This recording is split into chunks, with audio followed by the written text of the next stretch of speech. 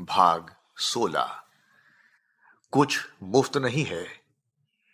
Capitalism की बहुत अनोखी बात यह है कि इसमें किसी भी चीज को बेचा जा सकता है। अगर आप अच्छे समोसे बनाते हैं तो आप वो बेच सकते हैं। अगर आप किसी को हंसा सकते हैं तो आप अपनी उस खूबी को भी बेच सकते हैं। लेकिन इसी सिक्के का दूसरा पहलू है कि कैपिटलिज्म में कुछ भी मुफ्त नहीं है। अगर आप किसी के द्वारा हंसना चाहते हैं तो भी आपको पैसे देने पड़ेंगे, और अगर आप समोसा खाना चाहते हैं तो भी। इसी तरह हम कई जगहों पर कई तरह का शुल्क भरते हैं। पढ़ने का, परीक्षा में बैठने का, मेट्रो में सफर करने का, पार्क की सफाई का। ऐसे ही कई शुल्क हम स्टॉक मार्केट को इस्तेमाल करने के लिए भी भरते हैं। हमारे पैसे को संभालने का शुल्क, हमारे शेयर्स के सौदे का शुल्क, ब्रोकर का शुल्क। लेकिन कई शुल्क स्टॉक मार्केट में ऐसे होते हैं जो पैसे से नहीं तोले जा सकते। डर, बेचैनी, हड़बड़ाहट, उत्साह, पछतावा, ये शुल्क वो हैं जो हमें दिखते नहीं है लेकिन हमारे दिमाग में बहुत गहरा असर डालते हैं।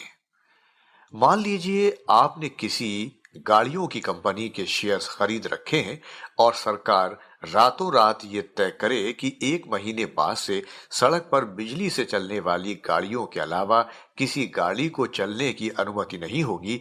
इस बात को सुनने के बाद आपके मन में बेचैनी होगी कि बाजार कहीं नीचे न गिर जाए।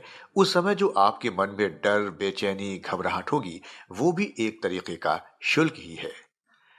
मॉर्गन कहते हैं कि बाजार रोज उतरता गिरता रहता है। कई शेयर्स बहुत ही ज्यादा अच्छा रिटर्न देते हैं, परंतु आधे से ज्यादा समय अपनी सबसे अच्छी कीमत के नीचे ही रहते हैं।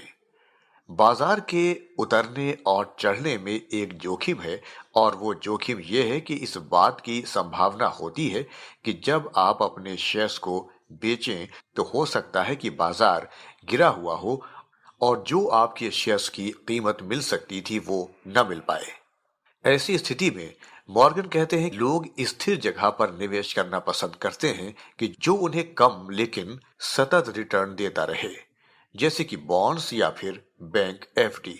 लेकिन वो ये कहते हैं कि बाजार का उतार चढ़ाव हमेशा चलता ही रहेगा, और इस उतार चढ़ाव वो जोखिम या जुर्माने की तरह न देखकर उस शुल्क की तरह देखना चाहिए। वो बताते हैं कि अगर हम इस शुल्क को जुर्माने की तरह देखें तो उसका नतीजा क्या होता है। वो जनरल इलेक्ट्रिकल का उदाहरण देते हैं।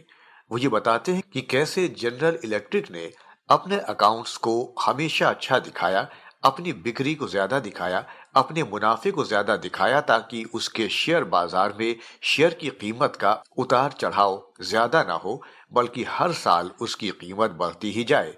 और उसका अंत ऐसे हुआ कि जब ये सच्चाई सामने आई तो उसके शेयर की कीमत, जो कि 2007 में $40 थी, वो 2018 में सिर्फ $7 ही रह गई। वो निवेश करने को एक गाड़ी खरीदने के उदाहरण से समझाने की कोशिश करते हैं। वो कहते हैं कि मान लीजिए आपको एक गाड़ी लेनी है, तो आपके पास 3 विकल्प हैं। या तो आप नई गाड़ी लें, या तो आप पुरानी गाड़ी लें जो थोड़ी सस्ती हो, या फिर आप गाड़ी चोरी कर लें। तीसरा विकल्प ऐसा है जिसमें आपके पकड़े जाने का जोखिम है। इन्हीं विकल्प की तुलना वो शेयर बाजार में निवेश करने से करते हैं। या तो आप बाजार में निवेश कर सकते हैं उसके जोखिम के साथ, या तो आप बाजार की जगह किसी ऐसी जगह निवेश कर सकते हैं जिसमें जोखिम कम हो परंतु रिटर्न भी कम। या फिर आप ये कोशिश कर सकते हैं कि आप बाजार के उतार चढ़ाव से बचते हुए निवेश करने की कोशिश करें। वो कहते हैं कि जैसे गाड़ी चोरी करने में बहुत जोखिम है, वैसे ही इसमें भी उतना ही जोखिम है।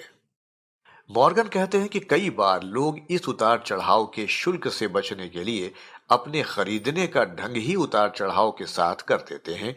वो खरीदार बैठने की तुलना में उतार चढ़ाव में ही खरीदते हैं। लेकिन वो स्पष्ट करते हैं कि उसमें कई लोग तो सफल हो जाते हैं, लेकिन कई लोग दुगने पैसे खर्च कर बैठते हैं। वो इसके सबूत में मॉरिंस्टर का एक विवरण देते हैं जिसमें ये पाया गया कि जो निवेशक शेयर्स खरीद कर बैठने की बजाय खरीदते और बेचते रहते हैं, उनके रिटर्न तुलना फंड की तुलना में 0.5% प्रति वर्ष कम थे। इसीलिए उनका मानना है कि बाजार के उतार चढ़ाव को अगर एक शुल्क की तरह देखा जाए तो हम उस मंच का इस्तेमाल करने के लिए दे रहे हैं, तो हमें उतार चढ़ाव से फर्क पड़ना बंद हो जाएगा। इस बात को समझने के बाद ये पता चलता है कि कैपिटलिज्म में कुछ भी मुफ्त नहीं है, और अगर हमें किसी भी व्यवस्था का लाभ उठाना है तो उसकी कुछ कीमत तो देनी ही पड़ेगी।